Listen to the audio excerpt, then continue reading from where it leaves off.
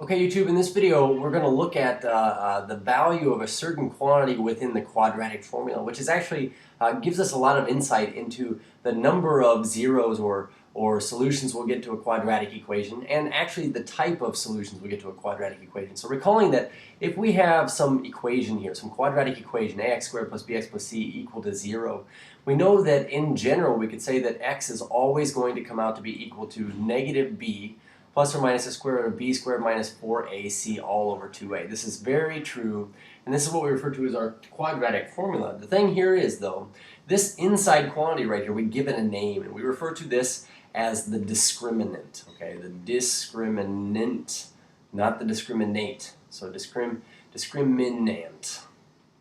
Discriminant, okay? And the thing here is this: if we get a positive result in here, consider what's going to happen. We're actually going to get negative b plus or minus the square root of some positive number, which exists as a real number, and then divided by 2 times a. So we're going to get two real results. And so looking up here, again, just restating what I've just said, if the discriminant value is greater than 0 or positive, basically what we could say is that this is very true. We're going to get two unequal real solutions, and they're going to be real. So we get two answers and real, so two real answers.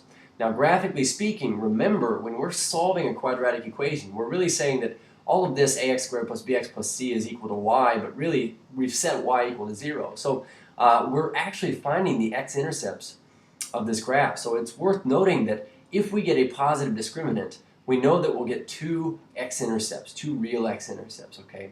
So now let's put it this way. What if b squared minus 4ac, or the discriminant, what if that comes out to equal 0 precisely? Well, thinking about this quantity here, what would happen to something that looks like this? We say negative b plus or minus square root of 0 all over 2a. Well, what we end up with is this: negative b plus 0, negative b minus 0. And we would just end up with this right here in all over 2a. We would get the same answer twice. So if the discriminant equals 0, then we say, well, then we're going to get one real solution. And also it follows that we would just get one real x-intercept, and that would have to be at the vertex of the parabola, okay? And then last but not least, what if the value of the discriminant is negative? What if it comes out to be negative? Well, the thing here is this: just like if it's positive, we get two unequal real solutions, since the square root of a positive thing is real. What if this is negative in here? We're going to get two imaginary solutions. So we say no real solutions exist.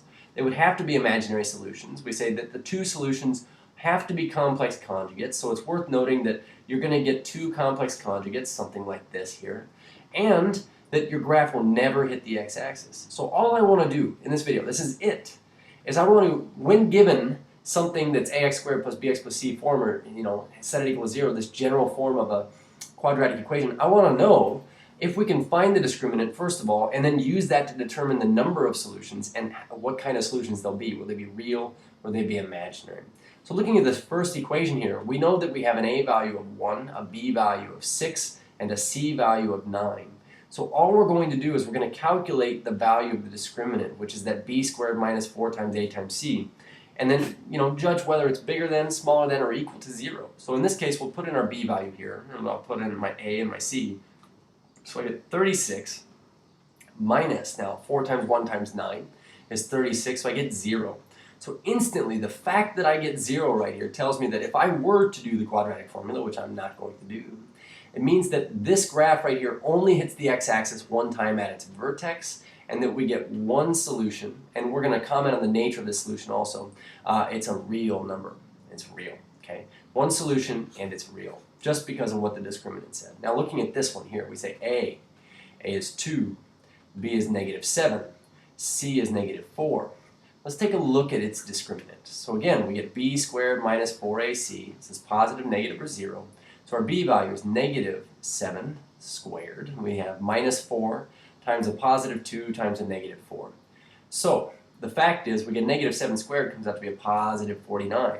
Now I've got a negative times a positive times a negative. Two negatives is going to make this a positive. And instantly, I get 4 times 2 is 8, and 8 times 4 is 32. But all I want to point out here is this: it is greater than 0.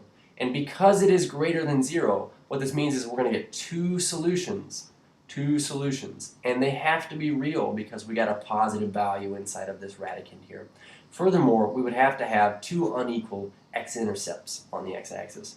So you can probably foreshadow what's going to be true about this last one, but 3x squared minus 2x plus 4 equals 0. We have an a value of 3, a b value of -2, and a c value of 4. So determining the value of this one's discriminant, we have b squared minus 4 times a times c. We would get a b value here of, -2, -2. Then we have a is 3, and then c is 4. So we end up with -2 squared, which is 4, and then I get a negative times a positive times a positive. So really this comes out to be negative. And really what I want you to see is 4 times 3 is 12. I'll take that times 4 is 48. The bottom line is that this thing is less than 0. So we still get two solutions. Don't get me wrong. We get two solutions. It's just that the nature of these solutions is that they must be imaginary solutions. They are not real solutions. And so furthermore, we could deduce that this graph is going to have no real x-intercepts if we were to graph it. Cheers.